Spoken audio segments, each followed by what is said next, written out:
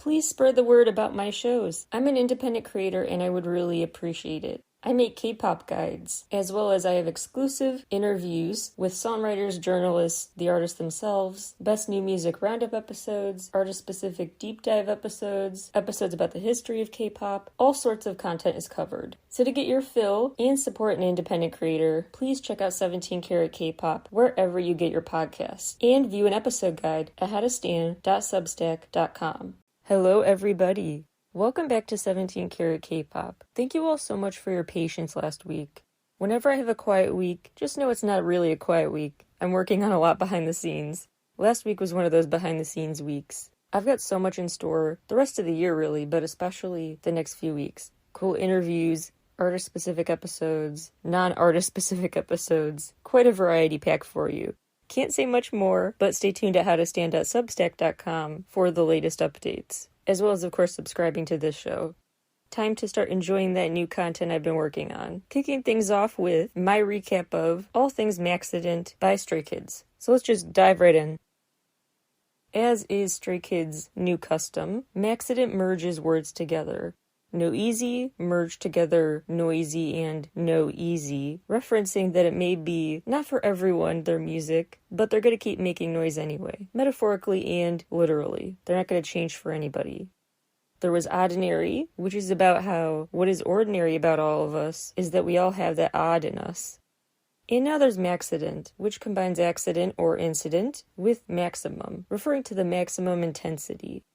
Not really big mistake is the translation there, because it's not really about the word accident so much as making sure they stress this is the opposite of on purpose.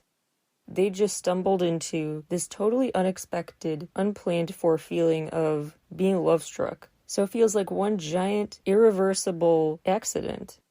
It's a very fun, quirky, very Stray Kids way to, for the first time really, have a title track and a comeback focused around love and a crush.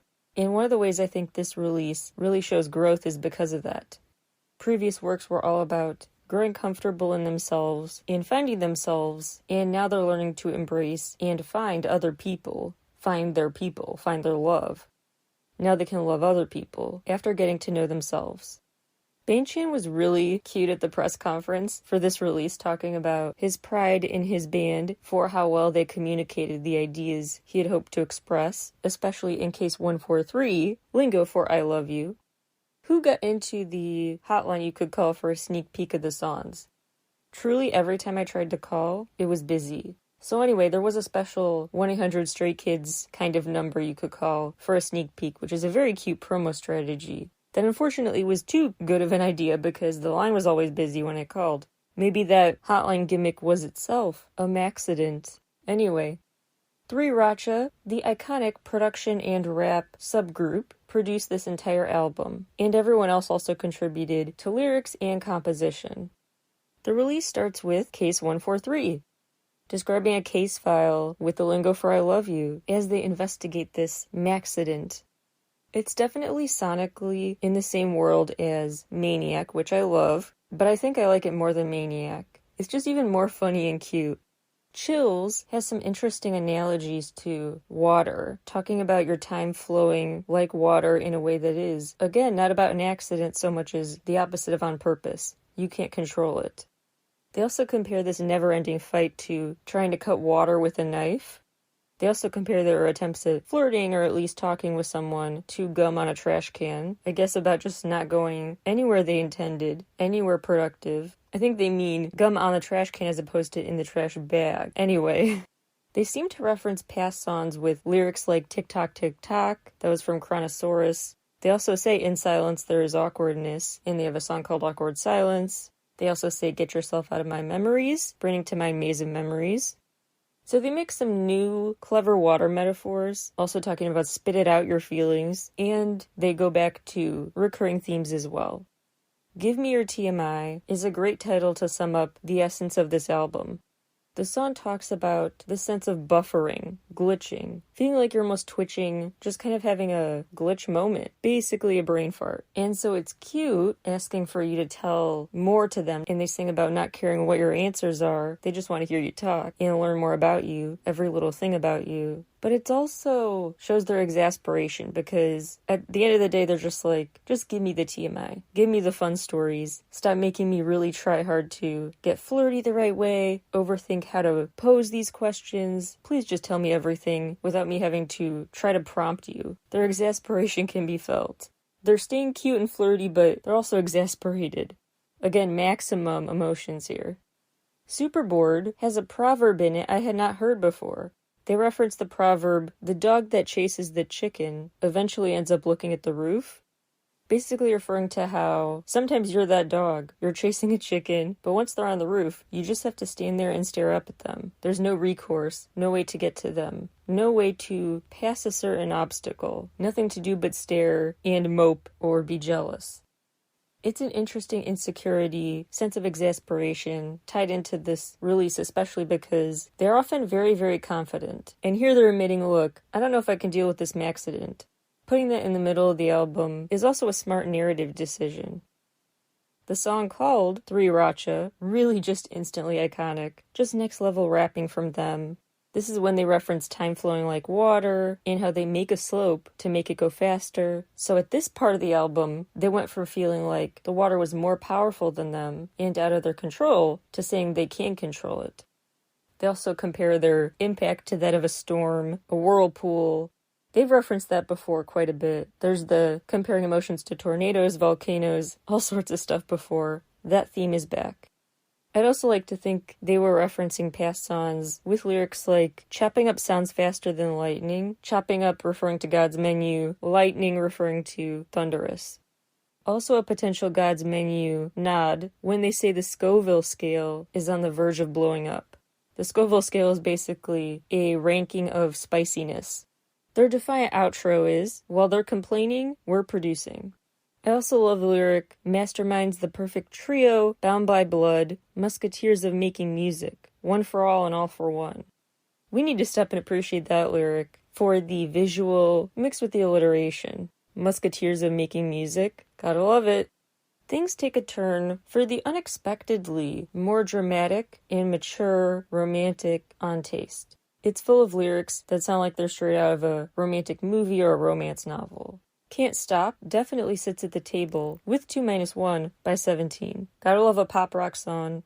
And it's a great genre for the feeling of puppy love and clumsiness, feeling lovesick that they sing about. Lastly, there is Circus, the Korean version. The Japanese version came out this past summer. The music video in hindsight feels so perfect. In the Circus video, the dynamite goes off. It reaches the end of the rope and the explosion takes place. The fireworks erupt. And it's just such a perfect metaphor. Stray Kids literally are at the end of their rope. They are having a maximum accident, maximum amount of emotions, but now fireworks erupt. So once they're at the end of the rope, they decide to make the most of this big moment, this momentum, and turn it into positive energy instead of a nerve-wracking sensation. They take their moment of crisis and make it a big, exciting opportunity, lyrically and just symbolically, with that video. So that's your track-by-track overview. Now let's talk about 17 things you may have missed about this, 17 noteworthy details, 17 things to keep in mind, 17 memorable aspects of this comeback, really particularly focused on connections to past eras, lyrically but also especially visually in their music video universe. The first thing out of 17 I want to note is the fact that it is a very Stray Kids release. That this is their most strange album yet. Sonically, it's the quirkiest. Thematically, it's the most unapologetic. It's the best, most unique way they could have taken a classic concept like puppy love or feeling over your head with experiencing first love. It's just a perfect evolutionary marker for them. Artistically, story-wise, I just wanted to praise the album. So my praise for how it was made and the way they capture these feelings, that's number one. Number two, all the ways they nod back to their roots. They kept their logo on a flag in many videos before, and now they have their Stray Kids Everywhere All Around the World slogan on a banner in the video for Superboard. Not only in the TMI video does the front license plate have their debut date on it, 3/25, but there's a mini heart-shaped box on the ground in the 143 video, Case 143, which has the same maze design on it as the Miro album cover. Just two of the many ways they put Easter eggs in this release. It's also just really cute because that same scene with the Miro cover art is the crime scene, as they call it, with this big heart-shaped hole cut in the wall. Just other nice architectural details that keep it cute while it's also destructive. Cute but destructive, kind of their whole thing. Just like the circus video, explosion into fireworks. Number 3, the outfit details. Felix and Changbin both wear these baseball caps in the Gimme Your TMI video. And that seems notable because the outline of the figure on the instruction sign to find the TMI, his outline shows a baseball cap too. So the chosen one, basically, that will make this mission a success is the one in a baseball cap. And given their dual-dimension storyline, maybe in one dimension Felix is that person, in another it's Changbin. But at some point they both had a baseball cap on. This also brings to mind when they tried to kind of emphasize the dual universes theme in the Freeze video with their outfits, where members wearing all white were on one side of the table and on mostly black, some white details in the outfits on the right. Number 4, the black umbrellas. In the new MAXIDENT intro video, Han carries this black umbrella. In the Freeze video, they were all surrounded by people holding black umbrellas. It also seems notable that Han holds the umbrella despite it being a sunny day, and there's a juxtaposition with the Freeze video where they hold umbrellas on a snowy day. Number 5, Hyunjin and his apple. His character has an apple again in the MAXIDENT intro video, just like he does in the new TMI video and did previously in the Ordinary video, the comeback trailer. Number 6, phone calls, attempts to call someone. Not just obviously a theme now with the text lingo, but with Hyunjin trying to take a phone call, which is followed by the screen going black. Previously, a phone booth was a key site in the Ordinary concept trailer. Speaking of that rooftop, where Hyunjin tried to take a call, that is also on my list of things to note. Because that rooftop has been a key site where they sat on the Legend Miro, where they played and goofed off together in Astronaut. They all assemble there and stuff goes down whenever they do. This time they're there as Hyunjin tries to take a call about who knows what, and the MAXIDENT concept trailer ends with stuff just broken and scattered on that rooftop. The skateboard, the bike, the teddy bear, things from previous video/other videos. All just left broken memories, fragments of memories on that rooftop. Next thing to note, anytime you see ropes, locks, chains, etc. There was the padlock in the Ordinary trailer. Felix is playing around with this padlock, which ends up exploding into a bunch of pieces. Felix now has this rope he uses to tie up one of the little fuzzy villains, more on that later, in the new Case 143 video. If Hyunjin's main symbol with him is an apple, Felix's is a lock or rope, something to constrain his opponent. Number 8, the reappearance of rose symbolism. There are roses now in the Taste video, and previously those were symbolic. Amidst all the gray, there was a red rose in District 9 when this all began. There were also roses then lining the walls and back door that Lino walked by, and that's notable because Lino is the one who really helped pull the lever and start the action of that video. Passing those roses is meaningful. So the list so far are things to note. The nods to their slogan, logo, debut date, all that good stuff. Symbolism in their outfit choices, the black umbrellas, Hyunjin and his apple, Felix and the padlock or rope or chains, that kind of thing, that iconic rooftop setting, phone calls they're trying to make, the roses, references to the ocean or ice, obviously now in Chill, but that was also a theme throughout Ordinary on Waiting for Us, talking about the coolness of a relationship sitting in, waiting for the end of winter, for a romance to bloom again in the spring. Then, of course, there was the song Freeze, with so many more analogies about this. Lyrics to natural disasters, storms, etc. The song Racha, just everything about it, the lyrics, the confidence, gotta love it. The proverb in Superboard. Trust me, I got this list to 17, with some subcategories for some numbers. I grouped them together to get to 17, like I always desperately try to do. Another thing on this list, it's really interesting how Stray Kids visualize love as a force working against them, as opposed to helping them.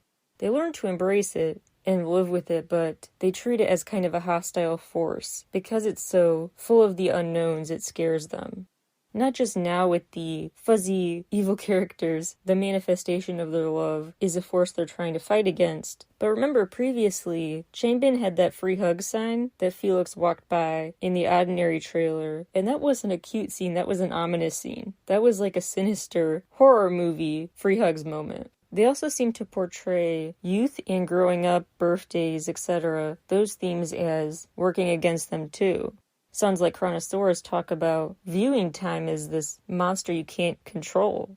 In the new video for Superboard, the birthday cake is literally the bomb. There was also a dark, ominous birthday cake scene in that Ordinary trailer video. Ominous undertones about love, youth, typically just vibrant, associated with goodness and cheerfulness concepts. It also seems notable to me whenever they try to mark time, with photographs, stopping to take a picture, etc. They do that again in Chill Now. They did it before on Freeze, the Ordinary intro video, Be Me. Number 16 and 17, I want to get to last. First, I'll share my honorable mentions, just some asides that didn't make the list, of things I thought were worth noting, story-wise. There's the fact that things go down at that fancy dining table. That's where the top secret files exchanged hands, where they had that scene with the people in black outfits on one side of the table, white outfits on the other, like it's a dividing line between the parallel worlds. There's the metaphor they kind of bring to life by literally lighting up the night, bringing the sparks with the whole concept of the plug and the outlet. In the Case 143 video, they have to disassemble it, but even so, there are just all these lightning sparks everywhere around them. They bring the sparks, bring the energy. They're a fuse waiting to burst, basically. The last two things I want to talk about, we're going to go back in time now, to some past Stray Kids videos, their overall story, and how the new developments fit into the bigger picture. And that combines recapping 16 and 17 on my list, which are the specific roles each character plays in this music video universe, and all the references to the parallel worlds, that there are different realities here that they exist in. So sometimes they are watching a version of themselves do something because they also exist in a different dimension simultaneously. Some storylines in different artist videos are about dimension hopping. This, I think, is more, yes, doing that, but also not just about sometimes you're in one dimension, sometimes in another, but simultaneously in both, keeping tabs on the other version of yourself. Back when this story really got started with District 9, that school bus rammed through this glass wall into the other dimension. They broke through it, then spray painted their logo on the flag, literally putting their flag on the new world. They were also in this world we see in Levantar when the camera zooms through a keyhole at the beginning to show these fields on the other side.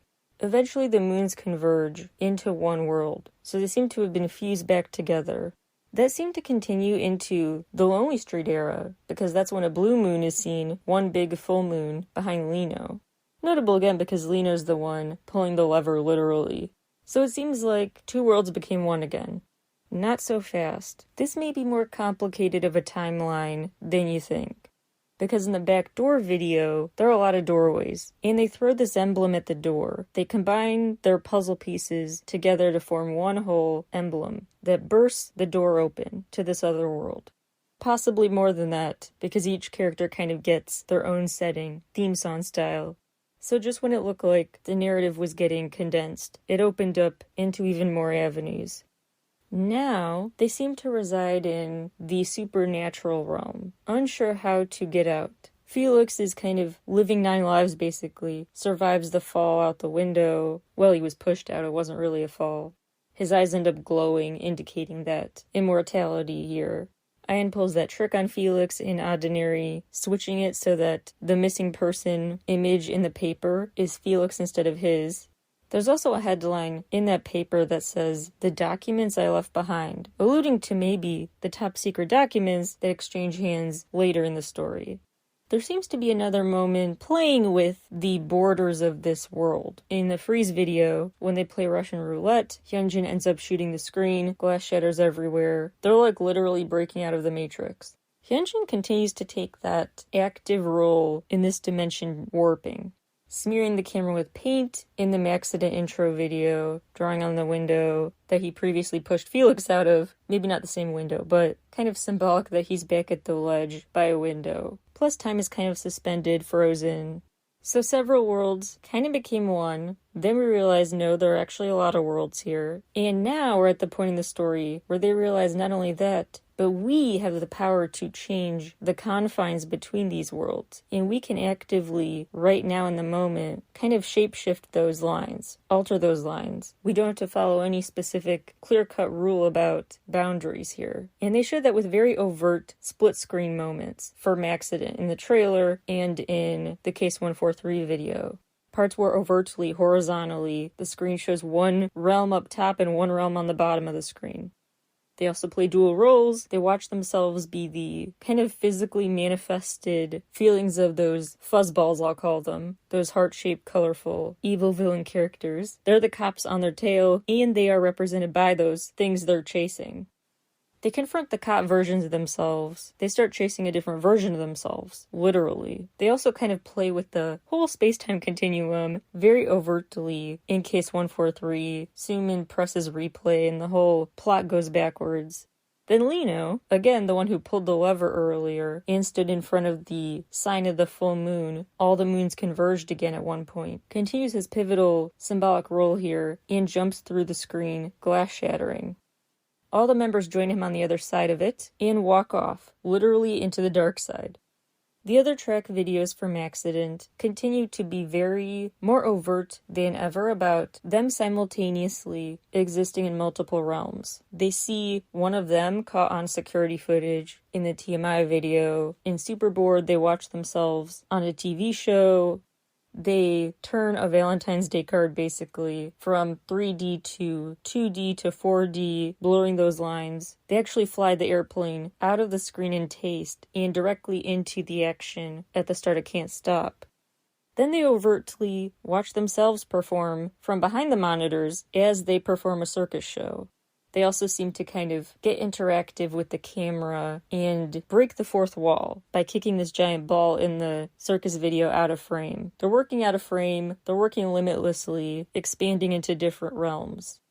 So this new era now is not only about, oh, we learned we can manipulate these boundaries between dimensions.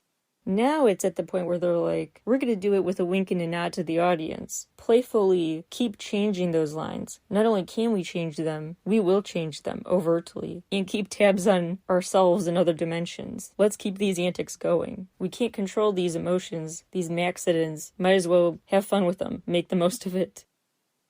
Each character in the Stray Kids music video universe seems clearer than ever. First there's Hyunjin, with his apple, his villainous character, who pushed Felix out the window before, shoots the glass during Russian roulette, and he's the most actively messing with the scene in the MAXIDENT trailer again. Drawing on the window, smearing the camera, possibly prompting the screen's fade to black moment.